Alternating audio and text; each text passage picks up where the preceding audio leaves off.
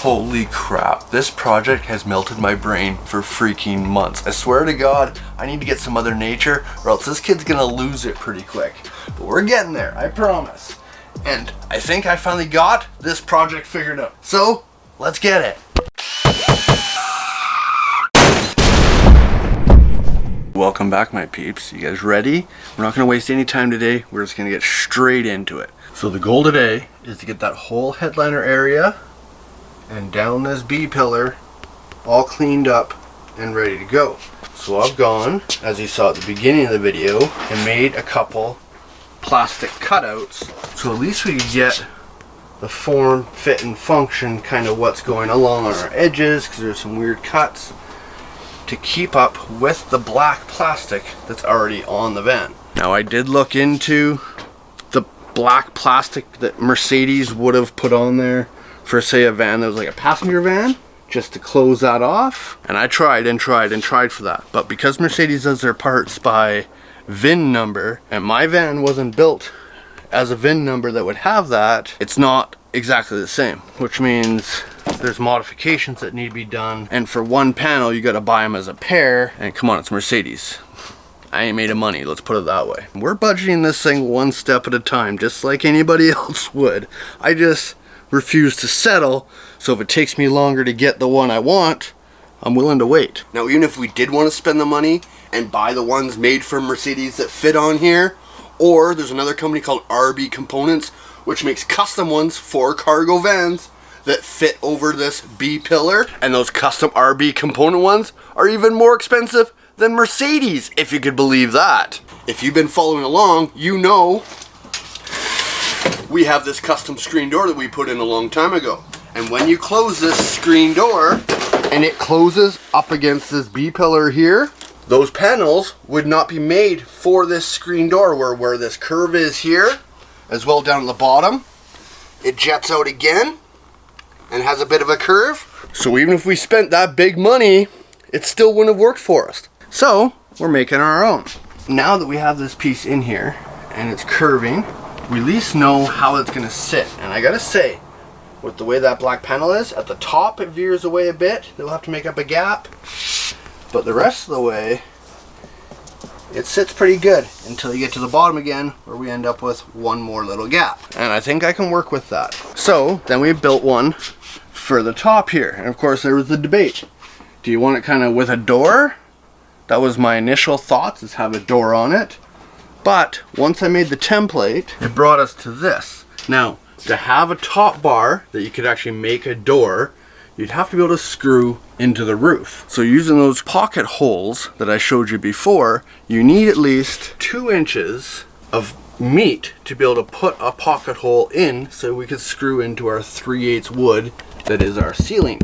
Which means when you have that 2-inch piece there, you got a really small area. Like, the door is pretty much pointless at that point anyways. So I started rethinking, what the heck is this all about then? Then we went and cut it down here so it fit. And when we got to this point, I realized, look at, when it comes off the shelf, it's here. And when it comes up from the ground, it's up here. And we also have to make it 3/4 of an inch deeper, so that door is gonna seal properly. Basically the end of that seal is where that door comes to.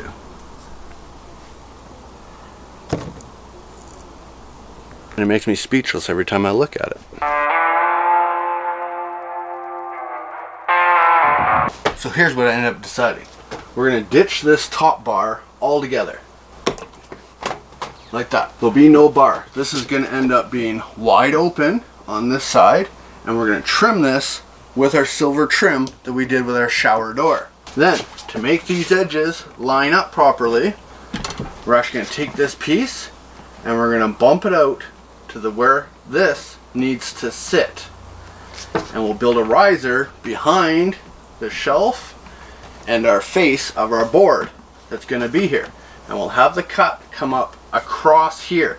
So now I can use one piece from the top to here, and I think we beat all the curves now. See this? If I bring it out like that far from the shelf, it'll meet up with there,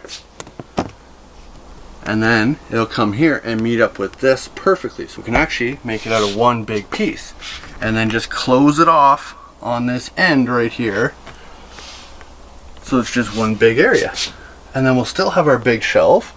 That corner will be closed off, and I'll be able to lead off of that to clear that off once we do our overhead cabinets. But we're not at that stage on our channel yet. In my brain we are, not on the channel we're not. So this is what I'm going to use. Some 3/4 inch MDF particle board, as well as some flat black vinyl wrapping, which we'll just be able to peel off and stick onto our wood. And it should be pretty simple. And the reason why I decided on MDF, although it is the heaviest of any wood board I could have used in this situation, when applying the 3M vinyl wrap material, if you use, say, like a plywood like this that has a grain to it, even if it's the sanded plywood, we did testing again, and you can actually see the wood grain come through the vinyl. Where if we do it to the MDF, it comes out perfectly smooth, and I feel it's gonna match up with the black plastic that came with Mercedes, so this is gonna be right up against. So now that we have all this cut out and traced to exactly where we want it to be, I'm just gonna bring it into the garage, trace it under MDF, cut it out, and we are ready to start wrapping. My name is Jeffy D. I'm sharing all my knowledge without charging a fee. No, this is not a bribe. All I ask is that you subscribe. And that's all I got for you. And well, just in case you were thinking that, hey, I think Jeff needs another project, he's looking like he doesn't have enough on the go right now, we have another windstorm come through, and this time it was like tornado. And well, whoa. It took out our fence. Oh, Nelly. And while we were fixing said fence, you'll see the wind is also destroying the tarp section of our redneck shelter.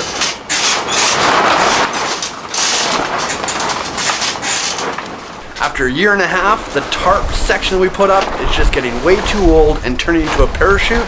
So before we end up with a serious disaster with our Shelter Logic part of the shelter, our shop has become a convertible.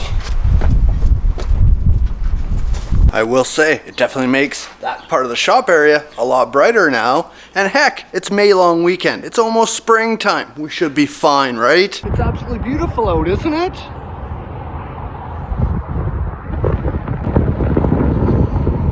He's not complaining though, is he? No, you love it. Yes. Oh, but don't you worry. It's been a minute here in Calgary. The sun's back out and we're back in business. But you'll see, once we've taken that template and put it onto our MDF, look how nice that sits inside there. Perfect, right? For all the edges, we just slowly massaged it using our sander until we got a perfect seam along that edge. And now all I have to worry about are these gaps I spoke about earlier. And let me tell you, I've been racking my brain about this one, but I think I have a solution that's gonna cover all those off so it'll look like a factory fit. So I'll use some more of that 3/4 inch MDF, and then I'll just mark my line and cut it so it goes to the taper of that plastic gap. See? And look how good that ends up coming together. By the time it's all wrapped in the black vinyl wrap, you'll hardly be able to tell anymore. And then once we know the piece fits perfectly inside there, we'll glue it and we'll nail it.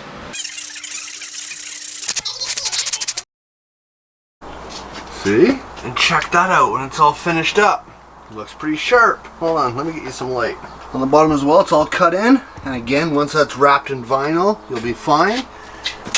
And the only spot I didn't do was this. That's because I found out that that's actually a finger hold. So you'll see, I have gone and pre-drilled and screwed into the frame. So this is all held in place and it ain't going nowhere. But now, when we want to enter into the van here, we have a spot that we can grab onto to pull up and come in. It's our little handle. And the only thing left to do now is to make sure that our screen door closes properly up against it. So you can see it fully seals. We just got to close in the top where the curve is. And the bottom, there's a tiny little section right here that kind of pulls out.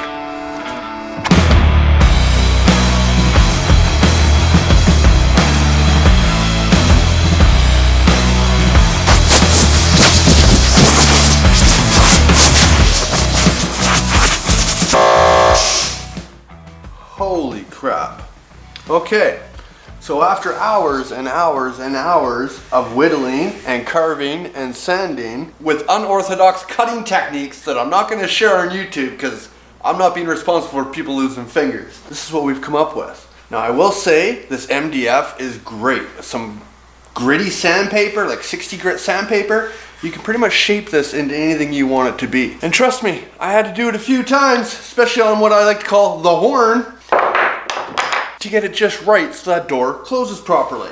And we did mention earlier about the weight of the MDF because it's so great to work with on this, but it is a heavy product. But with a piece this size, I bet you this weighs maybe a couple pounds at most. Not something that's gonna make or break our build. Let's put it that way. We did also drill one pocket hole in the back side for where it's gonna mount to the ceiling in the van. And other than that, I think we're ready for one last test fit. And here we go. Let's hope for the best.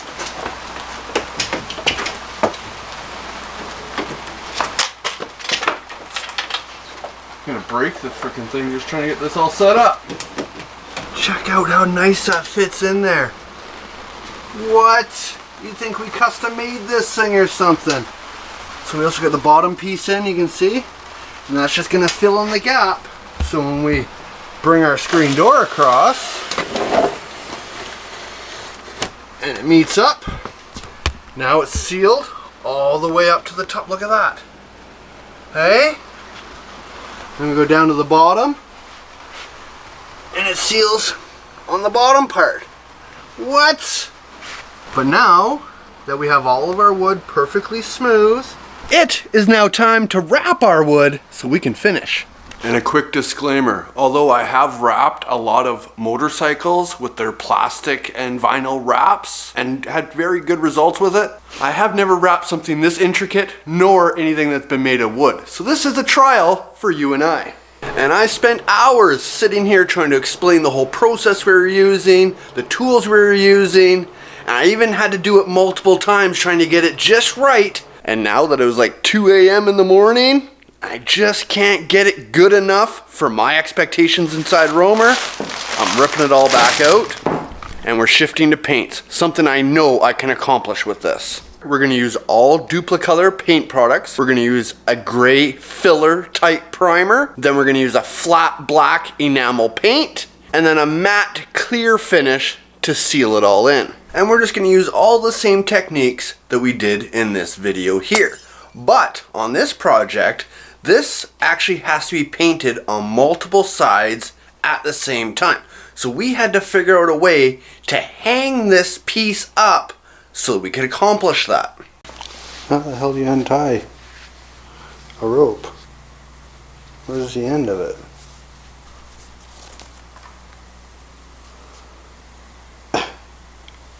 Okay, sure.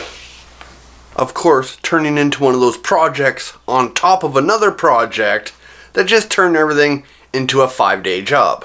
Alright, there we go, we got it. It's a wee bit sketchy, but I think it's gonna work. So we just put a screw through one of the holes so that the string won't touch where we're gonna be painting. And then the 80/20 came through for the win as our crossbar. So now, just gotta paint it all up. And because this piece is going to be in such a high traffic, high visible area, I'm going through every little crack, even little nail hole. Seeing we had to paint it instead of vinyl wrapping it, I need to make sure all this stuff is absolutely perfect before we actually put our coat of paint on it. until we have that nice, perfect smooth surface. And 2 cans of filler primer, 1 can of flat black, and 1 can of matte clear coat. We now have the job completed and it looks phenomenal. Check this out.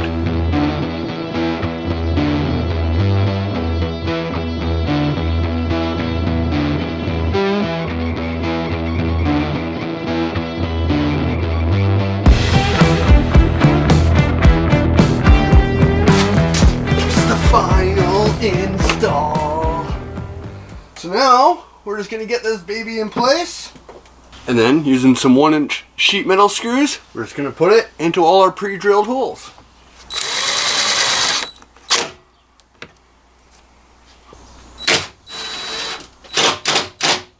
And there it is, the B pillar is complete. Look how smooth this door shuts and completely seals.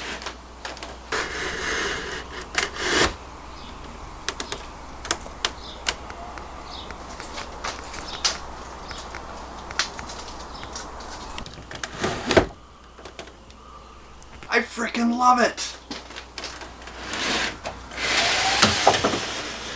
Now on these screws you see here, I did buy some cap plugs that look kind of like this. I'll put a picture of them here. But if you think I could find them, I don't know where the heck they are. So I'm gonna have to order some more or wait till I find the ones that I already bought. But you get the point. They're just flat black caps that fit over top of there, so you won't be able to see the screws inside here. But look how solid that is. 220 pounds. No problem at all. It ain't going nowhere. And if you want to see the final part where we cover this off to where it goes over our cabinets, hit that subscribe if you haven't already, because it's coming up very soon. And I know some people are going to be like, what the heck? It took that long for such a little piece to be completed? And yes, I'm sorry, it did. It's one of those pieces that you're making it so that really nobody even notices it. They just think it's a factory type piece. Yet it takes a ton of time to make these kind of things. But that's it. We're done. We're moving forward. So leave a comment and we'll see you on the next video.